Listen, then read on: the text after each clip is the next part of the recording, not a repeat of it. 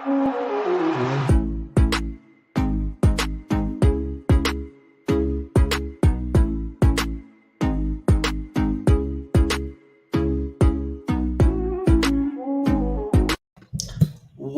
to What the Fantasy. I am Brandon and you can find me on Twitter at HeyB3. Evening, everybody. I'm Zareh, and you can find me at ZCantsFF on Twitter. So how's it going? Survived. It's good. We survived preseason. It's over. It was a shorter preseason. Did you like the shorter preseason? Yeah, I did. Actually, it caught me off guard. I kind of forgot that we only did 3 weeks, but it was nice. It was kind of like it kind of got down to the point. I think another week of preseason would have just kind of wore on everybody. Everybody's kind of ready to get to the regular season by now. Definitely. Yeah. So because really the fourth week, everyone just plays backups anyway. So it's kind of I guess it's good for the bottom of the roster players, but for fantasy purposes, we don't really need that as much. Yeah, no, it just kind of like it really lets us know. It really puts emphasis on it, on who certain teams don't favor anymore, and you can just kind of tell who's going to get cut. It's easier to tell who's going to get cut by who's still playing in the fourth quarter. You're like, all right, that guy's gone. Or even third quarter, you're like, all right, that guy's gone. So we saw a lot of cuts this week, man. We saw a lot of we saw a couple surprising ones, like Dameon Pierce got cut from the Patriots, but they got signed back to their practice squad. Tyler Beatty got cut, then signed back to the practice squad. Unfortunate for those guys. I think they're really those guys are running backs. I think they're really talented players, and you hate to see them sit on the practice squad. I'd rather see him out in free agency and get picked up by another team who will use him. Yeah, I really didn't see anything too much outside of that. We see like Sony Michel we saw Sony Michel get cut from the Miami Dolphins. He's going to the Los Angeles Chargers, going to try out for them. I feel like he's going to be a name that's going to be relevant sometime in like middle of the season where people are going to start to pick him up. Yeah, man, it's a lot of moving pieces. Got to move with it. I was in a league. I'm in one redraft league I just drafted on for Sunday, and I'm already making moves. And everybody's looking at me. They're like, "Why are you doing all these things?" I'm like, "It's cut day, guys. It's cut day. You gotta adjust. You gotta start moving things around." They had no idea what was going on. They didn't know it was cut day. But yeah, man, you gotta adjust. Yeah, I was surprised Tyler Johnson was cut from the Bucs, and I've been picking him up a lot since he went to the Texans. Pretty much walks into the third wide receiver spot there, and we think they're going to throw the ball a lot. And, the less that Chris Conley is on the field, the better, because I don't think he's very good. And then also I was surprised Marlon Mack was waived, but then brought back on the practice squad. I thought he would go somewhere else. Yeah. Kenyon Drake goes to Baltimore, and I don't know if you saw this video. It looked like J.K. Dobbins was limping a little bit after a drill. Yeah. Michael Hasty went to the Jags, so that probably means they weren't really thrilled with what they saw from Snoop Connor, at least, or either that or James Robinson. It's kind of up in the air. I've heard he looks like he's ready to go, but he's not going to be 100% probably this season. So those are some definitely interesting moves, and probably with the signing of Sony Michel, that really limits the potential of Isaiah Spiller this year. He's been dealing with an injury anyway. Yeah, that's unfortunate. We also saw Trey Sermon get cut. It was inevitable, but it was kind of like it's almost sad. And it was kind of stupid because he was taking a lot of valuable snaps that Ty Davis-Price or Jordan Mason could have been having early on in the game against higher quality defensive players. And it's like they knew they were going to cut him the entire time, but they kept starting him every single time. Like, he's not going to get better in 1 week. You know who he is by now. You can clearly see when you're watching, he just isn't cut out for whatever Kyle Shanahan wants to do, that scheme. Everybody else on that roster is, and kind of got upset about that. But, I wish good luck to Trey Sermon, and I hope he finds somewhere he can fit. I'm sure he'll get picked up. He's definitely not landing on the Niners practice squad, though, I can tell you that much. Yeah, it was weird because they kept on saying, he's had the best camp. He's really made all this progress and everything. And then early on, it looked like they were going to keep him on the roster with all the other running backs but then finally let him go. That is definitely weird. Maybe they thought by playing him early, if he looked good, then they could trade him. That's the only thing that I can think of. Yeah, they're definitely putting on a show for everybody else, and it didn't really work out. But yeah, it's gonna be a tumultuous season over there in San Francisco, just because they signed Jimmy G, and that's a whole other conversation. But it's not good for Trey Lance. Yeah, they definitely hedged their bets on that, and some people on Twitter have been saying it's going to be like the Tua and Fitzmagic year, which I could see, and obviously that probably helped Tua back a little bit because he was always worried behind his shoulder. If he played poorly, they were going to put Fitzpatrick in. So I wonder if Shanahan will do that with the 49ers, or how long of a leash Trey Lance really has. I think this is an important lesson, and it's something that I've come around to, and I wasn't doing last year, but I've come around to more this year, is to understand to not conflate our biases as fantasy addicts and fantasy players with the expectations and the practicality of the head coaches in the NFL. Like, you have to understand that there's a difference between having expectations as a fantasy player and excitement for a quarterback who has insane athleticism and rushing upside. That's fine and dandy, but coaches want someone that can move the ball downfield, who understands how to go through read progressions. You have to find a happy marriage between understanding your biases and the way a coach thinks. And especially after, it's important to understand how each coach thinks, right? Not all coaches think like Kyle Shanahan. Kyle Shanahan can be a pain in the ass sometimes, but he's also great because he allows players like Jordan Mason to stick on teams where other coaches won't supersede the draft capital that they spent on players. They'll be stubborn and they'll stick with the draft capital. And then you got Kyle Shanahan, who's like, no, Jordan Mason can play. I don't care if he's a UDFA. He's going to stay on the team. He's a good player. I love that about him.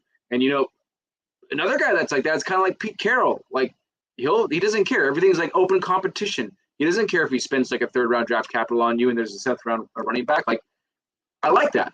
It drives us crazy, but I like that because it lets the opportunity and lets the talent shine through.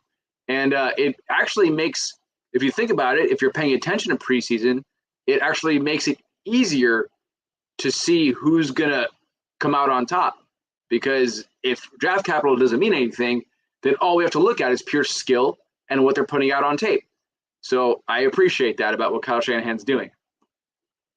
One thing before we move on, I think what at least I've seen, especially with the Vikings letting go a lot of their draft picks from last year, is teams are not staying with their draft picks as long. Like before, it was kind of people were stubborn. They're like, we drafted this guy, we need to keep him 3 or 4 years to make sure we're right. But now they're like, if they're not good within a year and a half, and bring in someone that's better than them, we're going to cut bait and everything. So I think that's very interesting.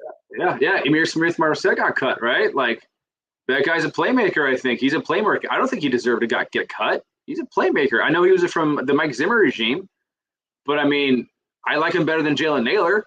I would have kept Marset. You could have used him in different ways, but, yeah, he's gone now. So, and he'll get picked up too somewhere probably. Yeah, speaking of him, I would like him to go to somewhere like the Cowboys or the Giants. They're a wide receiver needy. I think he could play right away, especially for the Giants, because it seems like Tony's still dealing with an injury and all those other receivers are kind of up in the air. So I thought we would do a name game today with Dameon Pierce. Everyone loves him and everything with the cutting of Marlon Mack. He's going back to the practice squad. It looks like he's going to get the main touches. So we're going to see redraft. This is just for redraft. If we would take Dameon Pierce or this other running back. So first of all, we hope that Brian Robinson heals quickly. But since so the first name is Antonio Gibson. He has he was kind of trending down, but I guess trending more up now with that injury. So would you take Dameon Pierce or Antonio Gibson this year? I would not. I understand that Antonio Gibson is now trending up because there are more available touches, but I believe that – let me just say this before I get into all these names, that if you look at Lovie Smith and how he's utilized running backs, Lovie Smith feeds running backs anywhere between 220 to 270 to 280 touches, And that all varies depending on how good of a receiver that running back is. Now, I think Dameon Pierce is an underrated receiver. I think he'll be utilized as a receiver. Yes, Rex Burkhead is there, but Rex Burkhead is 34,000 years old, and he is always injured, and he's just not a threat. He's not a threat to Dameon Pierce. Dameon Pierce is going to have that backfield, a lot of that backfield to himself. So that said, I think Antonio Gibson. I'm taking Dameon Pierce over Antonio Gibson, and I'm not rising as quickly as everybody else is in the wake of Brian Robinson's injury, primarily because I think J.D. McKissic is going to receive some early down work more than he used to, because Ron Rivera is clearly afraid of Antonio Gibson's fumbling issue. Now, each coach weighs this kind of thing differently. Ron Rivera is sick and tired of it. He doesn't want to deal with it. He wants to cut it down. He wants to minimize it. Brian Robinson had the job from the first week of preseason. Maybe before that, we don't know that, but we saw it. We saw visual evidence in the first week of preseason. Antonio Gibson's fumbling issue came back. Brian Robinson was already making waves in training camp. I think J.D. McKissic is kind of an undervalued guy, and I think he's going to eat into the early down work more than people are anticipating. So I'm taking Dameon Pierce over Antonio Gibson for those reasons. I also am going to do that, but it's probably closer for me. One thing I don't understand about Ron Rivera is if he doesn't like Antonio Gibson's fumbling problems, then why is he having him return kicks? Like I don't understand. There's some reason I don't know what Antonio Gibson's doing, but there's some reason with that. So I do agree, Dameon Pierce. Before I kind of think this could kind of be like James Robinson 2 years ago on a bad offense on a bad team. You know, people think they're going to throw the ball a lot, but still, you know, they're still going to get carries there and, you know, pass attempts and kind of, I think it's going to be similar because this Texans offense has pieces that can be fantasy relevant, kind of like that Jaguars offense with James Robinson. I believe that was the year DJ Chark really came out too. So I think, you know, that's possible. So the next one is someone that a lot of people are fading this year, Ezekiel Elliott. I think people are over exaggerating that a little bit, but so I still take Zeke in this because he's still going to get the bulk of the carries and get the touchdown opportunities because it looks like they're going to have Pollard split out in the slot more with their wide receiver problems. So I would still take Zeke in this over Dameon Pierce. How about you? I think at ADP, like straight up, I probably want Zeke, but at ADP, I'd probably take Dameon Pierce here again because if you look at who Zeke is going around, you got A.J. Brown going next to him. I think I'd rather have A.J. Brown. I'd rather have Pittman. I'd rather have Higgins. I might rather take Pitts. There's a lot of receivers over there that I'd rather have than Zeke. And then, like, I'm looking at Football Guys ADP, and Dameon Pierce, I believe, is going in the – did I see here? He's here somewhere. Give me 1 second. He's going at 96th overall, but he's risen 14 spots in the past few days. So I'd rather have Dameon Pierce in the 9th round over Zeke in wherever he's going in the 4th round, or he's going in the back of the third round. Sorry. I'm surprised Dameon Pierce hasn't moved up ADP yet. Do you think he's going to – I mean, it's probably too late now because we only have like a week till season, but I'm just surprised people have been slower to move him up the ADP. I think, well, it shows a 14-spot rise. That's a big jump. Like, I've been looking at this ADP throughout the entire offseason, and you've never seen a 14-spot jump once. But you're seeing big jumps now because of preseason. You're seeing these big jumps now in preseason. So now, like, you're seeing, like, George Pickens got a 22 spot jump. Brian Robinson, 40-spot climb. Right, so Dameon Pierce, he's part of that. He's part of that climb. He's part of that preseason hype climb. Romeo Doubs, 18-spot climb. But still, like, say even if Dameon Pierce goes in the 8th round, I'm still taking Dameon Pierce in the 8th round. I think by the time the season gets here, I think he'd probably rise to the 5th round tops. And I think at the cheaper ADP, I'd just rather have Dameon Pierce, and I'd rather have the receivers going in Zeke's range. I like Zeke. I do. I still think he'll be productive this year, but I'd rather have the receivers going in that range. Gotcha. So Yeah. next, I know is a player you really like. He's not a starter, but he's pretty much 1B if you do that 1A 1B. So AJ Dillon, would you rather have AJ Dillon or Dameon Pierce? AJ Dillon. AJ Dillon. Yeah, I'm right or die AJ Dillon. I think AJ Dillon's going to get Pierce's volume easily, and he's going to be on a better offense. Um, I just, and he's just cheaper still. I think he's still cheaper than Dameon Pierce is. He might be. Let's see. It's probably pretty close, right? No, AJ Dillon's way higher than him. Actually, AJ Dillon's 54th, and Dameon Pierce is back in the 9th round, 10th round. Man, I don't want to backstab AJ Dillon, dude. I don't want to do it, but I might have to. I might have to take Dameon Pierce here. If he's in fact going after AJ Dillon 4 rounds later, yeah, I'll take Dameon Pierce. Give me a cheaper guy. And this is I guess like this is all about becoming about cost, right? Like where can you get the bargain? Where can you get those touches? Those high volume touches. Definitely. So next one is a player that some people are high on. I guess some people are high. I think he's going to regress some. James Conner with the Cardinals. He had the ridiculous amount of touchdowns last year, but the thing is, that's happened 2 straight years with him, and then Kenyon Drake the year before. Seems like Kingsbury likes to pick one running back and just let him fall in the end zone from like a couple yards out.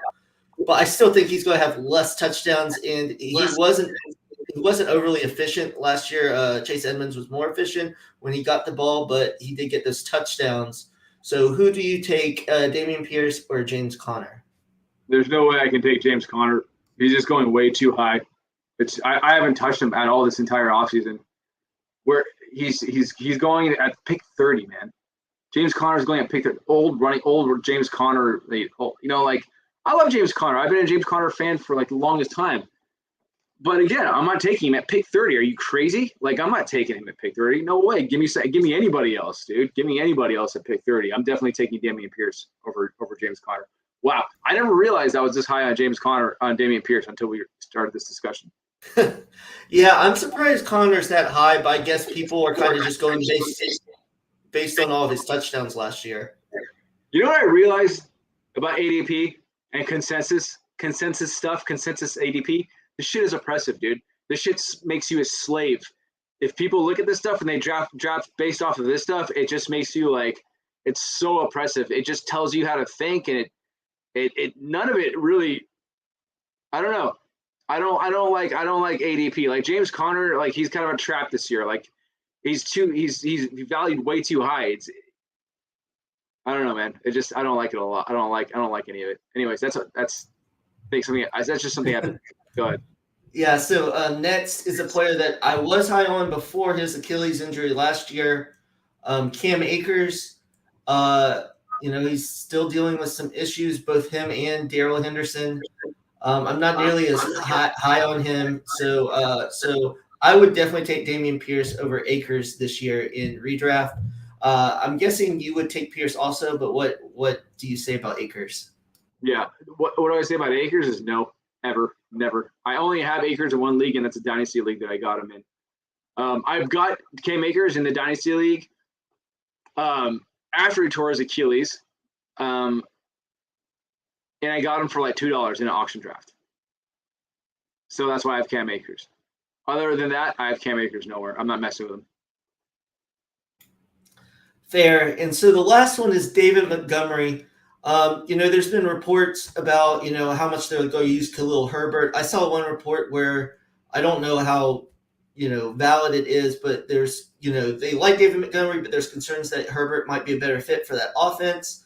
So, he probably is not going to get the huge workload that he had previously with the Bears, and that offensive line is horrible anyway.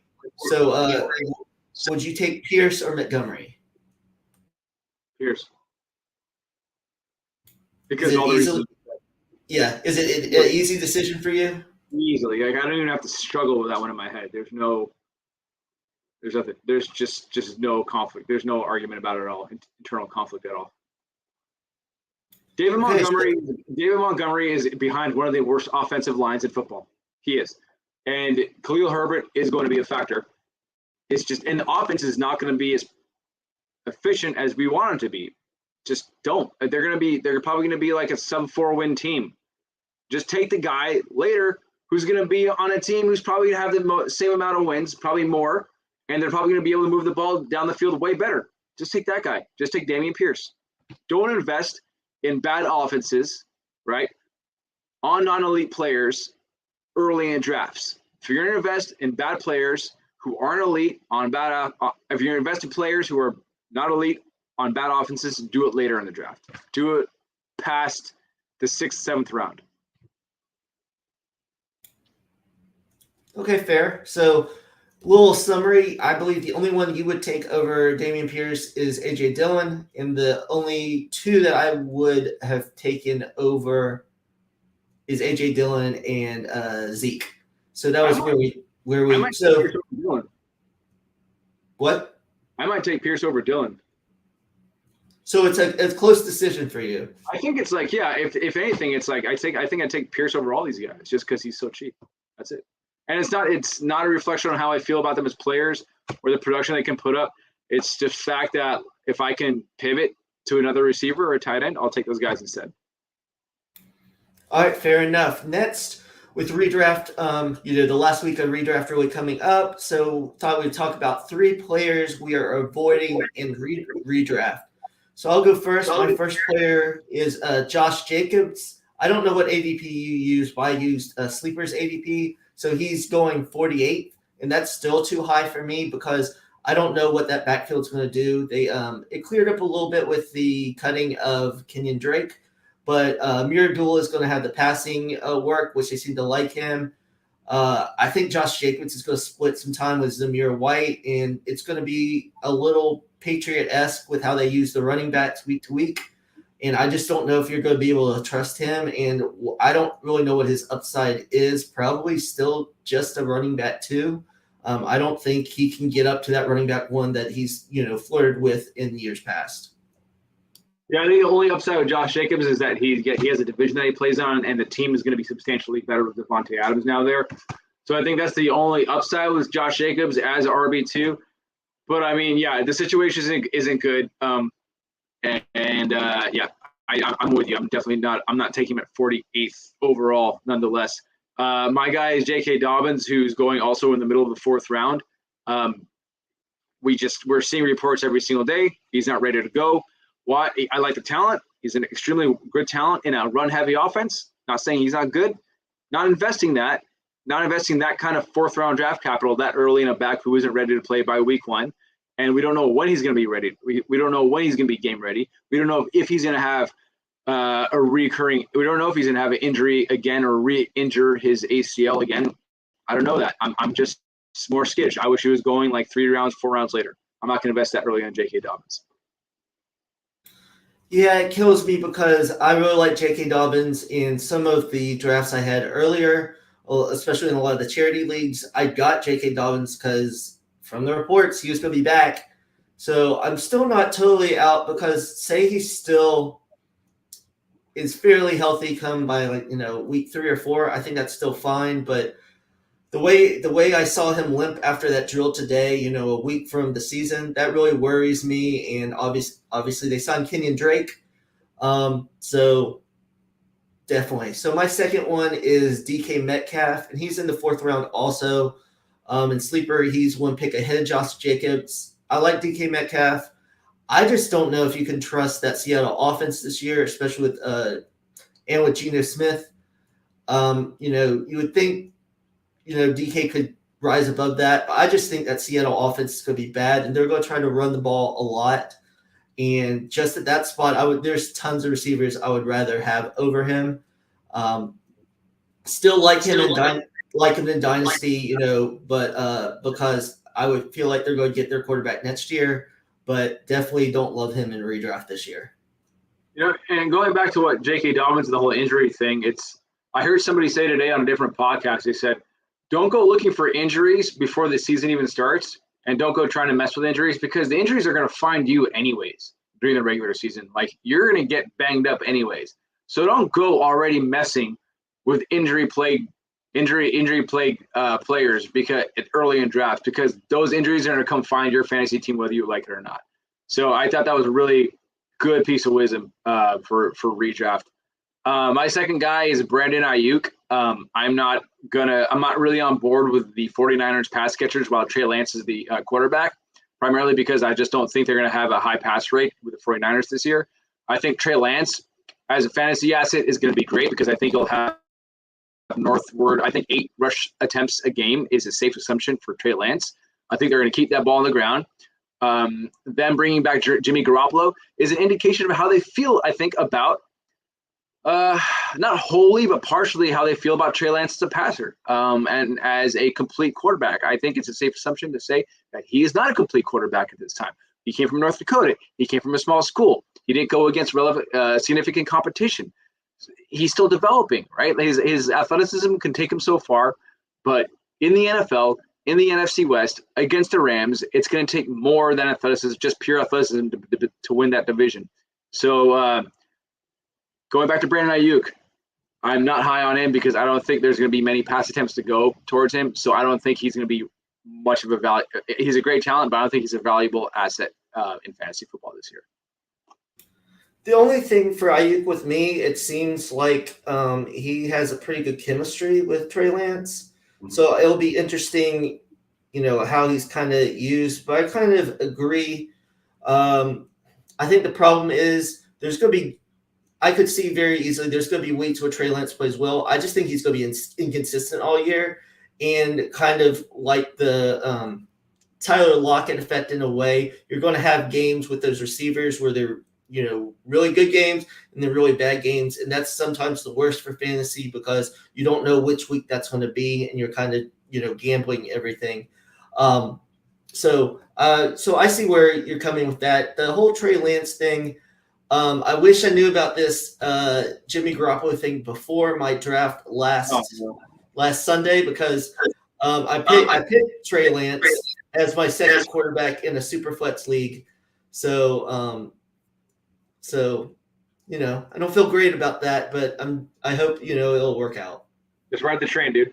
Just ride till the wheels fall off.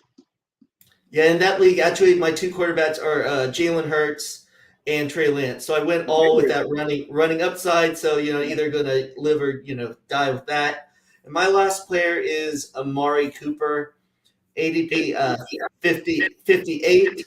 I was actually really high on Amari Cooper when he came to Cleveland because I think I really like Amari Cooper. I think Dallas didn't necessarily get all out of him, but with Jacoby Brissett playing 11 games, I just think Brissett's going to want to throw the ball more in the middle of the field. So I could see Dameon Njoku, getting more targets, and even someone like a possession receiver like rookie David Bell, who seems like that guy over the middle. I could see him getting those, and I just think they're going to run the ball a ton and get it to the running back. So I think Kareem Hunt's going to get even more carries, and Nick Chubb's even going to get more carries because they're going to try to play defense, not make Jacoby pass the ball too much.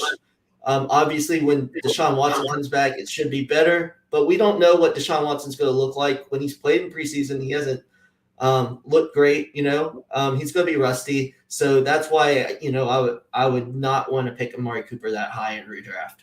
Yeah, these ADPs are just nuts that we're just seeing right now. I mean, Amari Cooper at 58, are you kidding me? With it's going to be like, if David Bell gets the start, it's going to be David Bell and Njoku. Like we saw, like David and Njoku played, I don't know, I know he played at least the first quarter. I don't know how long into the second quarter he played last week, but he was targeted on 22% of his routes last week, right? And for reference, I put out a tweet earlier this week saying that for reference, elite tight ends, like your Wallers, your Pitts, Andrews, Kelseys, they're targeted anywhere between 20 to 25% of their routes run, right? And Njoku was targeted on 22% of his routes run by Jacoby Brissett last week. And Jacoby Brissett has always targeted his tight ends heavily. I think we have a substantial track record that shows that. So, yeah, Amari Cooper, not great in a run-heavy offense where Amari Cooper is going to be lined up on the outside, just not good. my last player is a combination of both because they're going right next to each other. It's Justin Herbert and Patrick Mahomes. And this has to go back to the entire how do you want to build your roster thing. Like if this is a one QB league, I'm not taking Patrick Mahomes or Justin Herbert at the back of the third at 30th and 39th. I'm going to wait till the 7th round, 6th round, 8th round, take Mahomes. Take Lamar Jackson, Jalen Hurts, Kyler Murray, Tom Brady, Joe Burrow. These guys, Justin Herbert, Patrick Mahomes, they have no rushing upside. There's no real incentive to grab them. They're not like, I don't think if they're candidates, they could, but like Tom Brady is like one of the only pure passers that could put up as many touchdowns as he does and have no rushing upside. Like Tom Brady, I think like 2 years ago, he put up the most passing touchdowns he had in a year into his entire career and still finishes QB 10. So I'm not taking a statue quarterback when I can get rushing quarterbacks 4 or 5 rounds later. It just doesn't sit too well with me. So those are my two quarterbacks. That's kind of like who I'm out on right now. Yeah, I agree. At the end of the 3rd round would be too high. But just the way I build teams, I'd probably, if it was late in the 4th or the 5th, I might take a chance at those because what I like to do in one quarterback leagues is, in the first, I guess, like 5 rounds, get one of those elite quarterbacks so I don't really have to worry about it. I know others like to wait, but I just like to – but I guess this year the gap between the elite quarterbacks and quarterbacks like 7 and 8 aren't nearly as big as it has been in the past. Yeah. No, yeah, I agree. And that's why I'm waiting. And because they're, like I said, those rushing quarterbacks are still there. Like there's just more upside at the position than later in the draft than there is earlier in the draft, right? Like that's just all there is to it. So I'm just Jalen Hurts, that guy's good for rushing touchdowns all the time. And he's going to go way later in the draft. He's still incredibly undervalued. So give me that all day. Trey Lance, like you said. Trey Lance, you want to ride that? Take Trey Lance later. If anything, Trey Lance's ADP has fallen now that Jimmy G is signed. You want to get crazier? Take Justin Fields if you want to get real crazy. I think Justin Fields is going to have a lot of rushing production, and we're going to get to that later on in the show. And just to on the Justin Fields, I know I didn't watch the games. I watched the highlights of Justin Fields in this last preseason game against the Browns, so I don't know what level defense he was playing.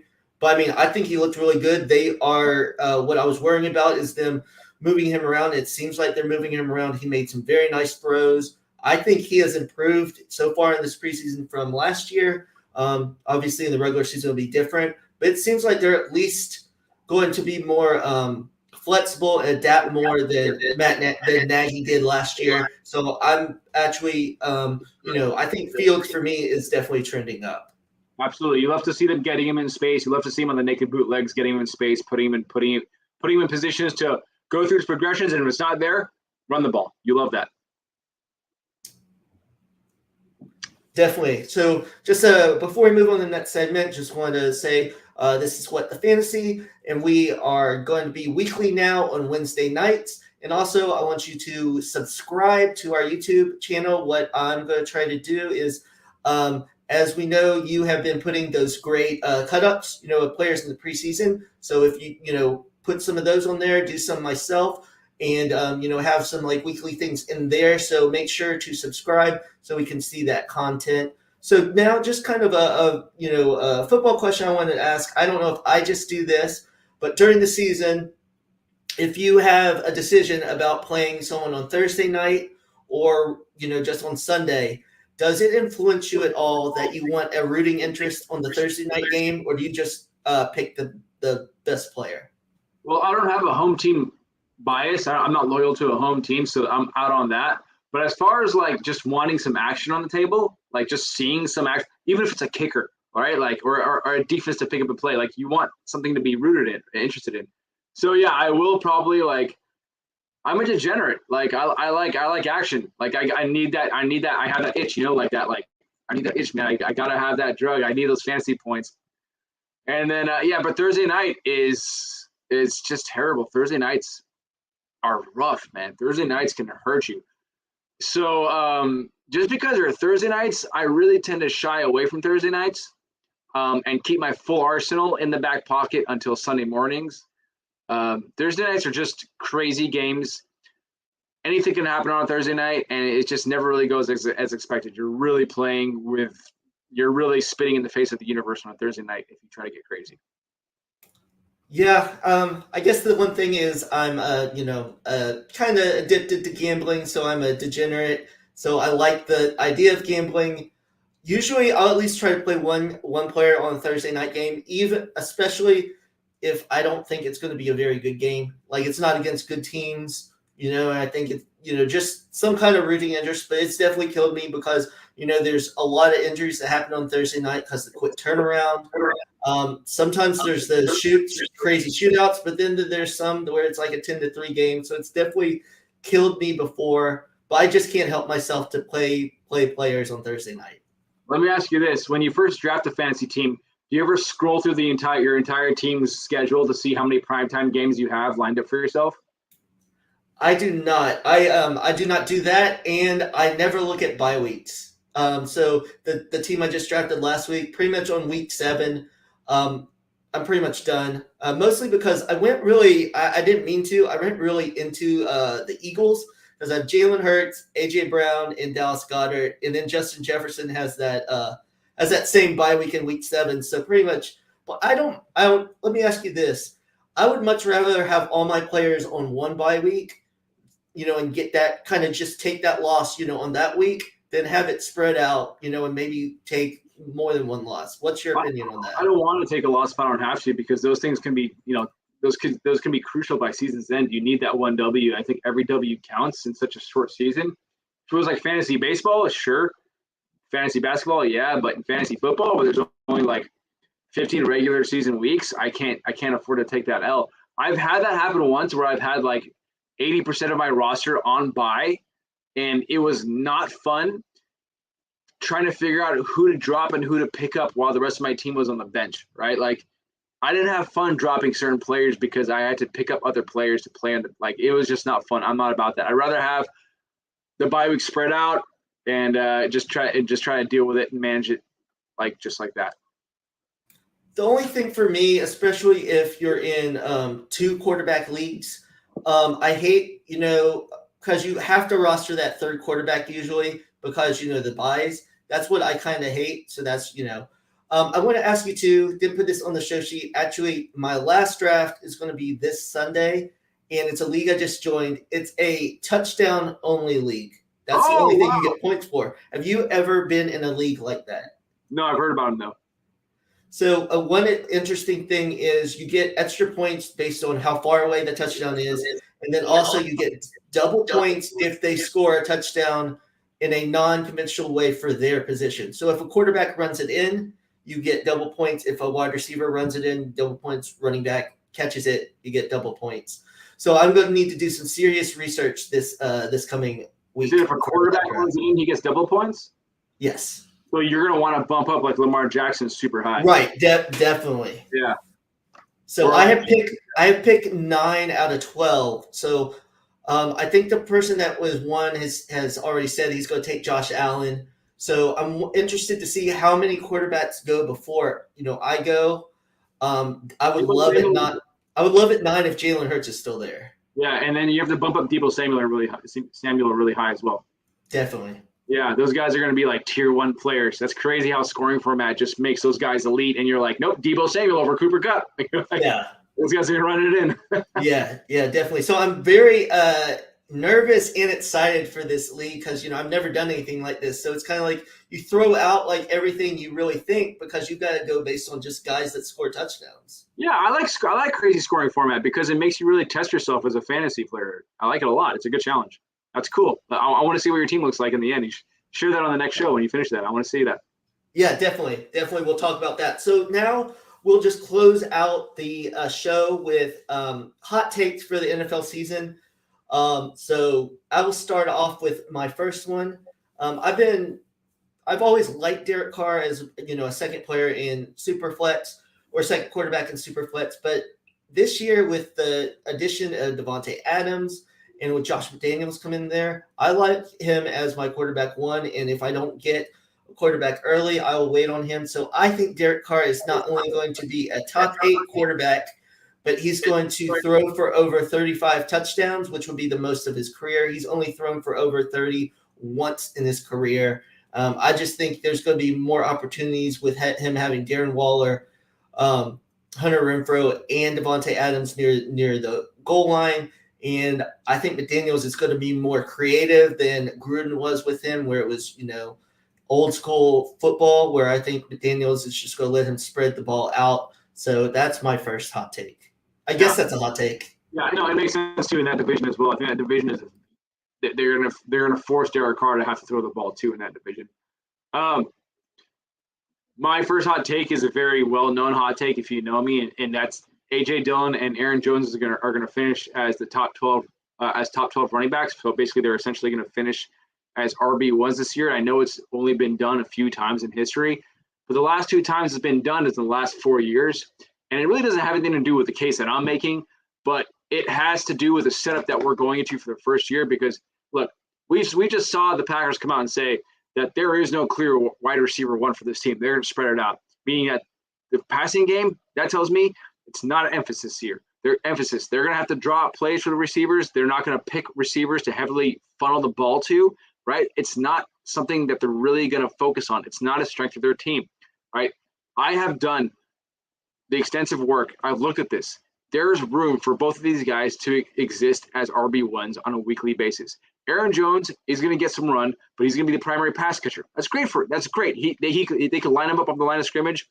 AJ Dillon, early down back, goal line back, and a capable receiver. This guy's he's going to be RB1. He's going to have like 230 to 240 touches easy out of the backfield.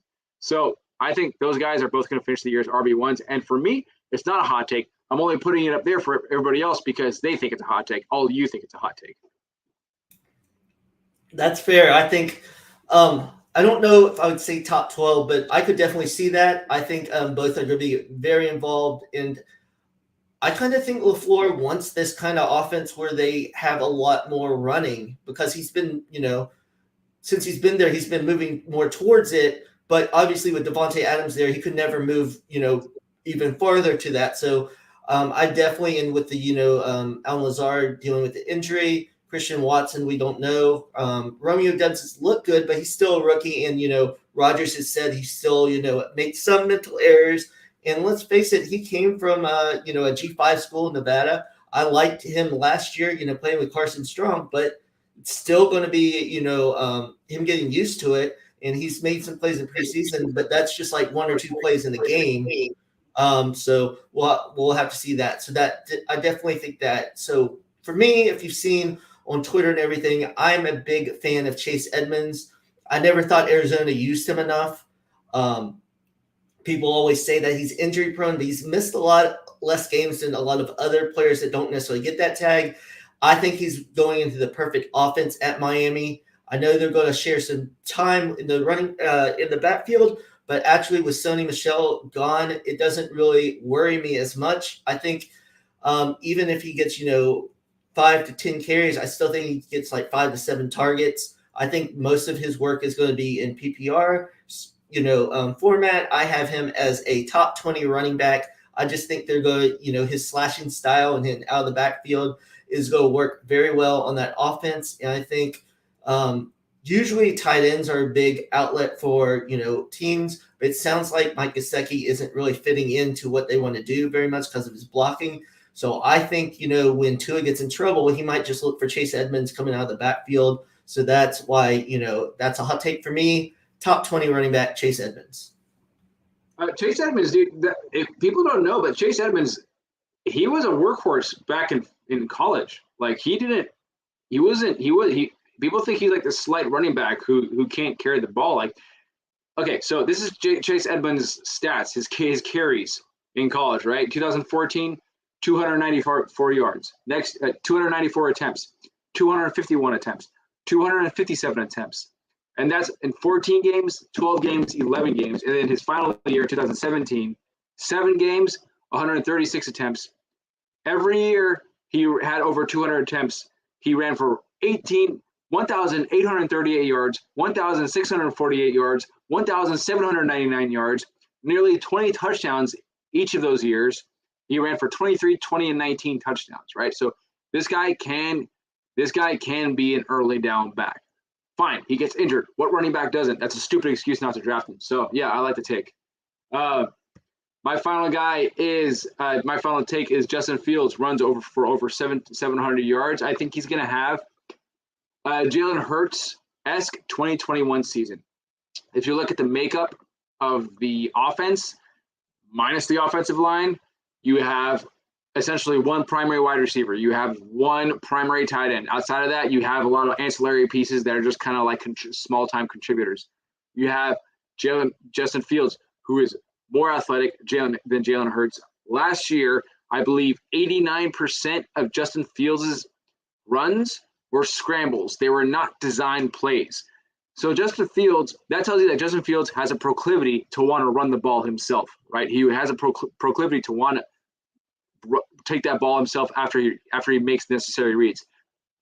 Another thing that Justin Fields does, he holds on the ball for a very long time sometimes. He just doesn't let it go. So that's also going to be another contributing factor to him running the ball a lot because he's just not going to pass it sometimes. He's going to run. So Justin Fields, I think he can have a 2021 Jalen Hurts-esque season. They have Khalil Herbert. They have David Montgomery. It's going to be almost the same as, I think, the Philadelphia Eagles in 2021. And I just did the math really quick. If he does play the full season, at that 700 yards, that's only 40 rushing yards a game. Obviously there's probably going to be some where he has lower, but I think the majority he's going to go well over that. And even though he went to Ohio State, I've always been a big fan of Justin Fields. His playing style and everything I really like. I was really hoping the Bears were going to sign Tyler Johnson or some of those other wide receivers. So I'm hoping they kind of look, but I really like Darnell Mooney, and Cole Kmet looks pretty good this year. And I know they have a lot of, I guess, what would consider third or fourth wide receivers, but I think you could still make that work in the offense as long as you have a good scheme of getting people open. Obviously for the long haul, you want better receivers, but I think this year, and I think Velus Jones too is turning up a little bit for me. He's looked very good on, especially returns, but you see him in open space. So if they can figure out some ways to get him the ball in open space also, and then some of the other players like Byron Pringle, he was good for the Chiefs when they threw it to him, just because they had Kelsey and Tyreek Hill. They didn't necessarily have to. So maybe he can carve out a good role for Fields. But definitely, I've liked what I've seen from Fields in the preseason. All right, your stamp of approval makes me feel a lot better, Brandon. Thank you. No problem. And another rookie quarterback that I think I've liked. He hasn't necessarily thrown for touchdowns and everything, but just to end the show, I think the Jaguars' offense is going to be sneaky for fantasy purposes. I think Trevor looks a lot more comfortable now that he has a real coach, and they've brought in a couple more players. I wasn't totally thrilled with the receivers they brought in, but I think Christian Kirk's going to be good for them, and it looks like Zay Jones is going to be pretty involved. And they're not going to have Laviska Shenault out there dropping passes anymore. He got traded to the Panthers, and it's long. Cross your fingers with Travis Etienne. But I think he's looked better between the tackles than I thought he would, in just preseason. So I think that offense could be sneaky for fantasy purposes. So just wanted to put that out there. One more bonus question, bonus topic. What's the over-under of games that you think it takes for Sam Howell to take over the starting job for the Washington football team?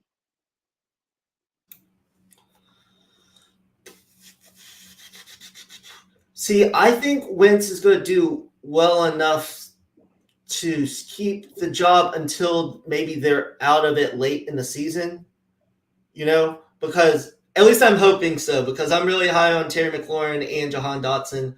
And I just don't know how well Sam Howell would play. But I would say if you get to like week 12 or 13 and they're out of the playoffs, I don't know why you wouldn't look at Sam Howell unless like Carson Wentz is totally like killing it. If Carson Wentz totally killing it, you're probably not out of the playoffs in week 12 or 13. So that's my answer. What do you think?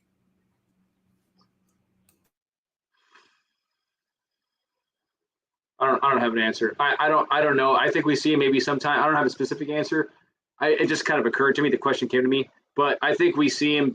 I think we've seen Carson Wentz. We've seen everything we need to. We have a long enough track record of Carson Wentz. We know his limitations. We understand what he is as a passer, his tendencies. Like he has his bright spots, but he shoots his team. He shoots his team in the foot all the time. Like he can only take a team so far. He really can. And I think he's going to hit a wall sooner than later. I think we saw Sam Howell flash in the preseason. The mobility of Sam Howell certainly helps a lot. I think he ran for like 600 yards his final season at North Carolina. So, I mean, he brings a different dimension of the game that Carson Wentz doesn't. Carson Wentz is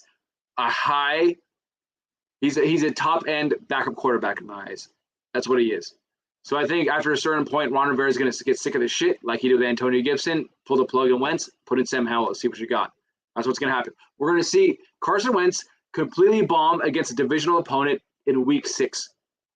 Sam Howell's going to get pulled. I mean, he's going to get pulled. Sam Howell's going to come in, finish the fourth quarter, finish strong, maybe put up a touchdown, but have a good passer percentage, completion percentage. And then the rest of the week, you're going to hear the same coach speak. We don't know who our starting quarterback is. We don't know who our starting quarterback is. We know it's going to be Sam Howell going to that week. And I think Sam Howell's going to take over from that point. Well, I would actually – I am depending on Carson Wentz, surprisingly, in some leagues, like in Superflex.